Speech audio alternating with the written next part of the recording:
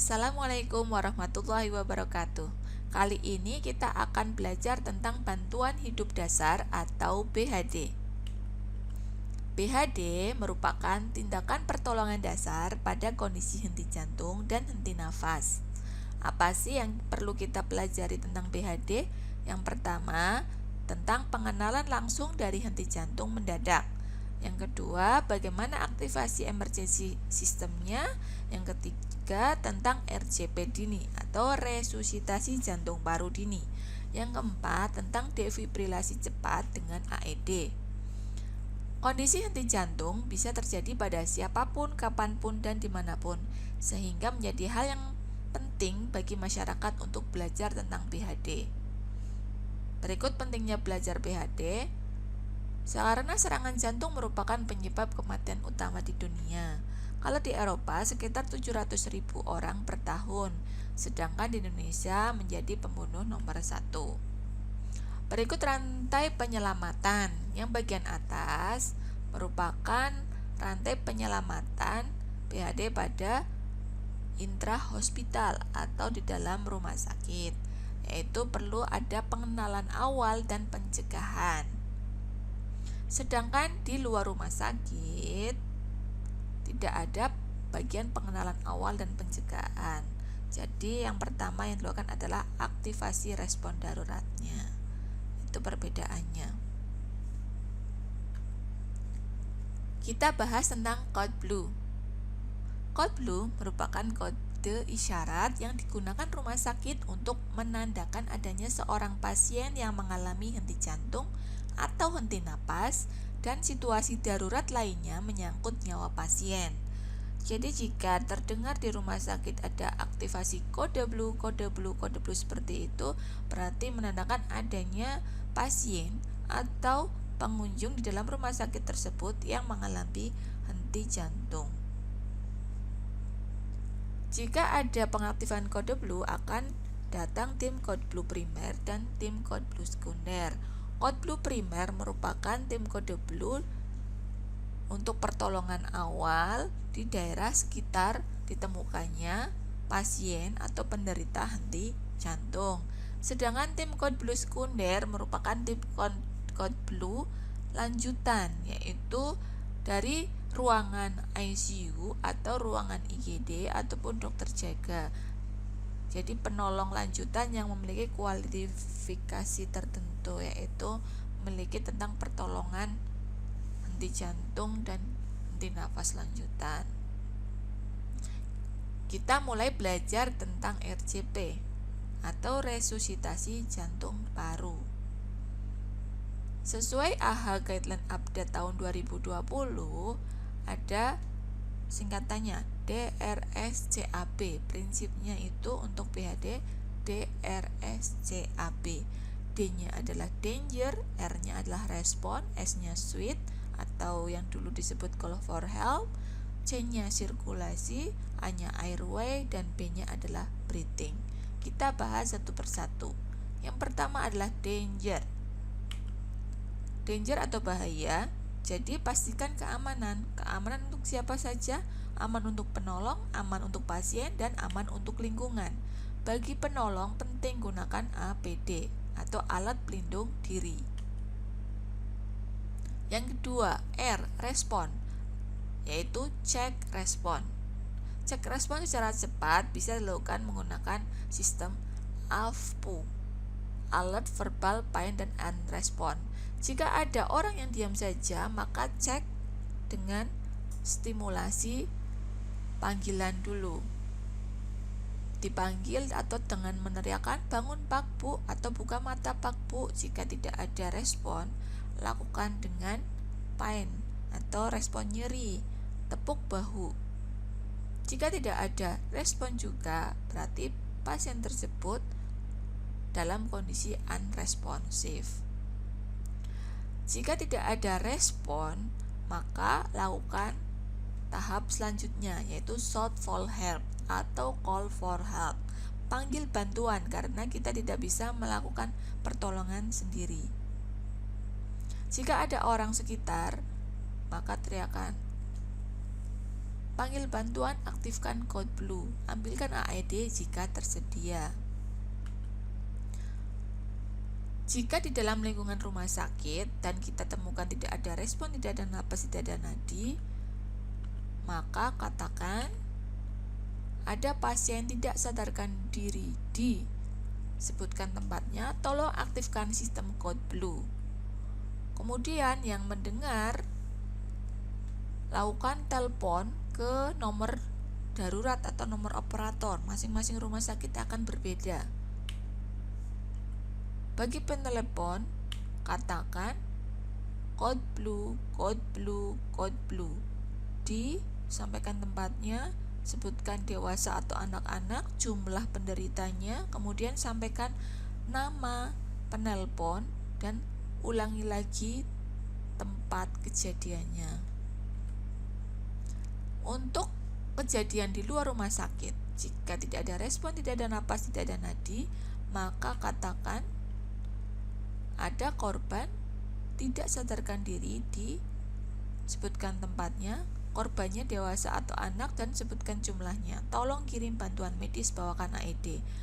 Yang mendengarkan perintah minta tolong, lakukan telepon IGD terdekat dan katakan ada korban tidak sadarkan diri di tempatnya, sebutkan korbannya dewasa atau anak, jumlahnya berapa, dan sampaikan tolong kirim bantuan medis, bawakan AED. Lanjut ke langkah berikutnya. Tadi DRS, sekarang C. C-nya adalah sirkulasi. Langkah pertama yaitu cek nadi. Bagaimana cara cek nadi? Yaitu meraba nadi karotis di sebelah leher 2-3 cm dari samping trachea. Cek nadi maksimal 10 detik, jadi tidak terlalu lama. Bila nadi tidak teraba, beri 30 kompresi dan 2 ventilasi. Jadi tidak ada nadi, lakukan RCP.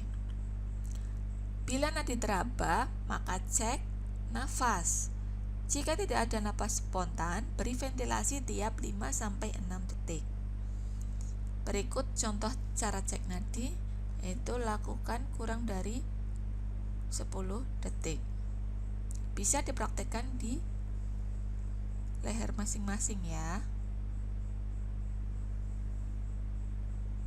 Seperti ini caranya.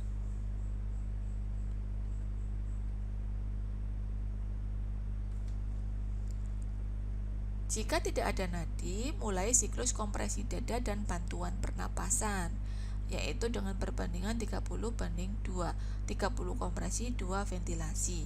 Bagaimana cara melakukan kompresi? Di bagian tengah dada atau sternum bagian bawah. Kita bahas selanjutnya. Ini kompresi ventilasi 30:2. Bagi penolong awam yang tidak terlatih atau masyarakat umum, tidak dianjurkan mengecek nadi. Jadi dianjurkan kompresi tanpa kombinasi bantuan napas, karena kombinasi kompresi dan ventilasi dapat membingungkan penolong awam. Istilahnya adalah hand only CPR, compression only CPR, tanpa bantuan napas. Selanjutnya kita pelajari tentang high quality CPR. Jadi bagaimana sih cara RCP dengan kualitas tinggi?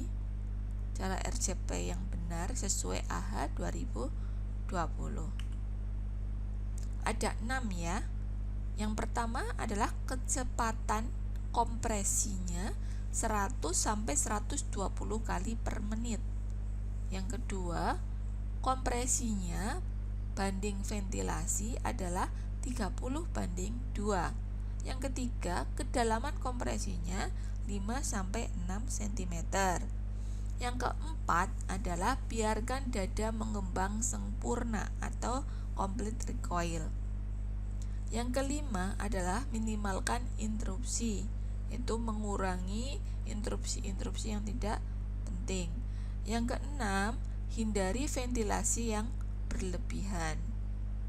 Jadi ventilasi secukupnya, volume tidal. Ini untuk kompresi. Atur posisi saat kompresi.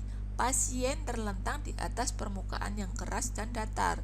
Jika pasiennya berada di atas kasur empuk, lebih baik diberikan papan pengalas yang lebih keras.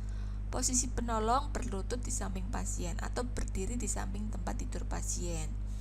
Untuk posisi tangan pada daerah dada, tengah dada, atau di bagian sternum bagian bawah.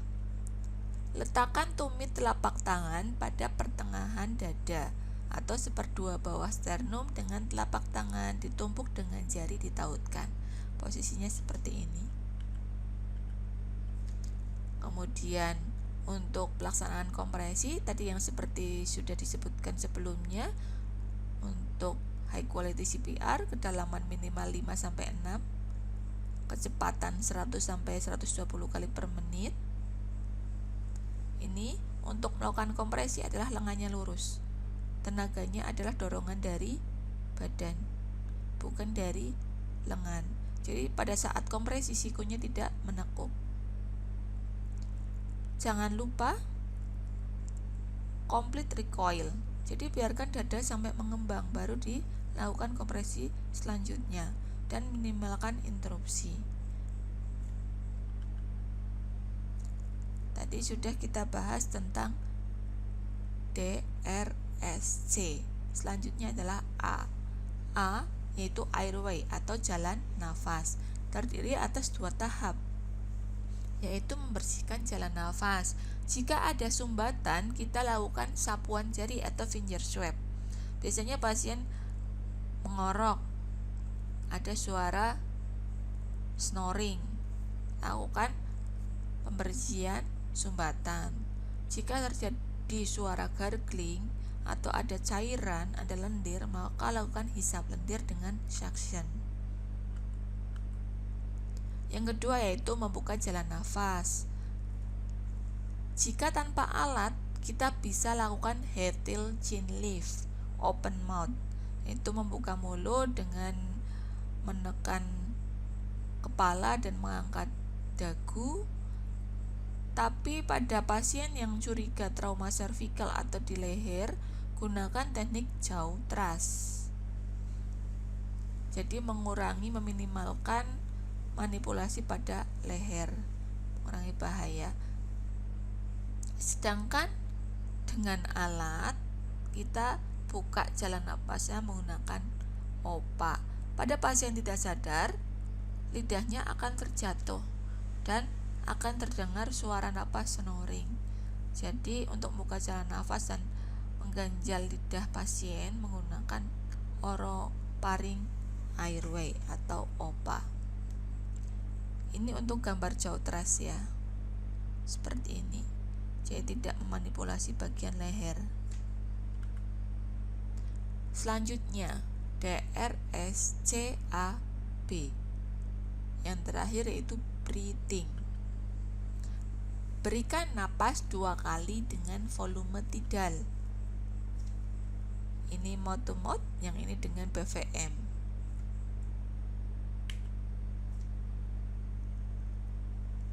Teknik bantuan napas, volumenya cukup untuk membuat data mengembang. Jadi, hindari pemberian bantuan napas secara cepat dan berlebihan.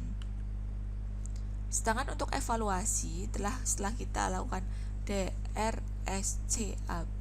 kita lakukan evaluasi dilakukan setiap 2 menit atau kira-kira 5 siklus, setiap 5 siklus. Apa yang dievaluasi? Yang dievaluasi adalah cek nadi. Jika nadinya tidak ada, nafasnya tidak ada, maka lanjutkan RCP.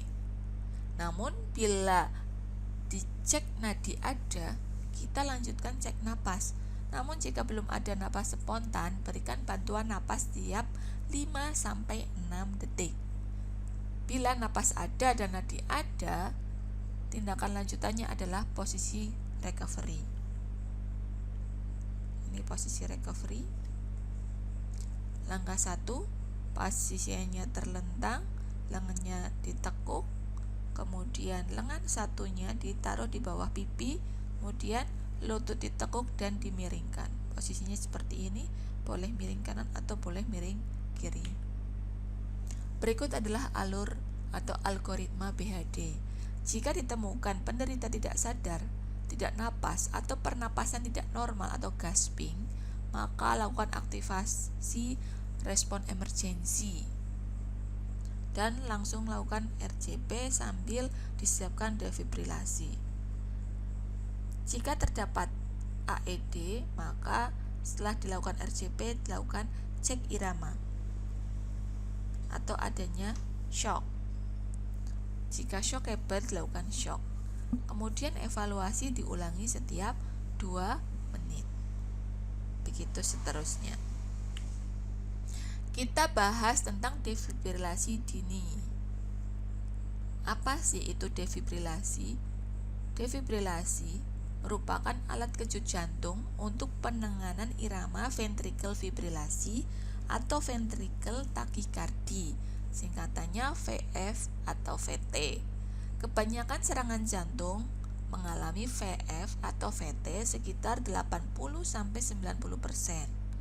Berikut contoh alat-alat AED. AED digunakan pada irama yang shockable, yaitu VT atau VF. Berikut contohnya AED yang berada di area publik. Sudah ada AED, jadi bisa digunakan oleh masyarakat umum. Berikut contoh gambaran EKG untuk ventricle tachycardia. Lebih terlihat teratur. Kemudian ventricular fibrilasi tidak teratur ya iramanya dari ventrikuler. Sedangkan pada irama yang non-shockable, itu irama asistol, jika ditemukan irama asistol, jangan dilakukan defibrilasi, namun dilakukan RCP.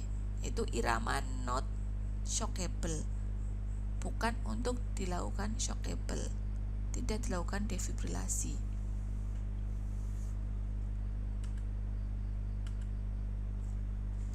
Kita lanjut untuk langkah-langkahnya. Defibrilasi dini, mulai siklus RCP berkualitas tinggi, perbandingan kompresi 30:2 dengan ventilasi.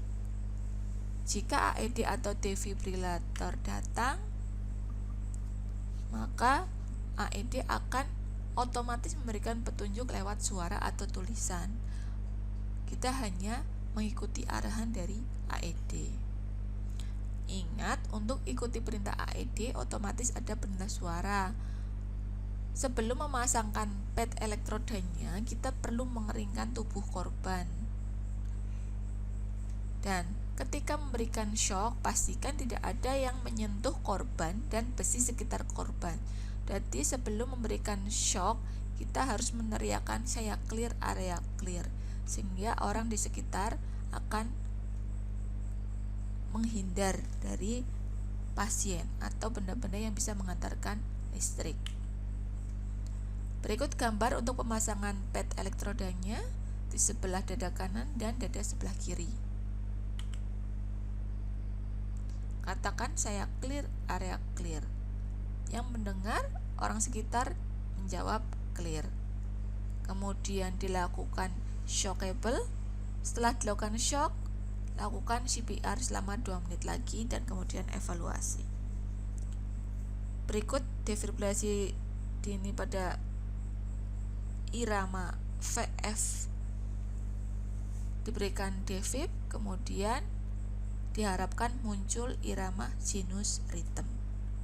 Karena pada prinsipnya AED adalah mematikan VF atau mengasistolkan, dan diharapkan akan muncul irama yang sinus.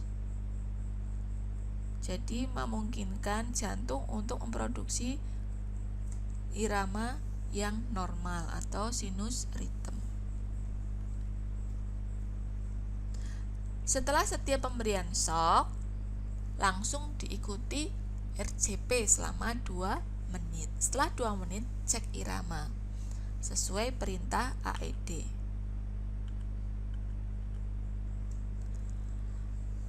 Begitu yang bisa saya sampaikan untuk pertemuan kali ini. Semoga dapat bermanfaat. Wassalamualaikum warahmatullahi wabarakatuh.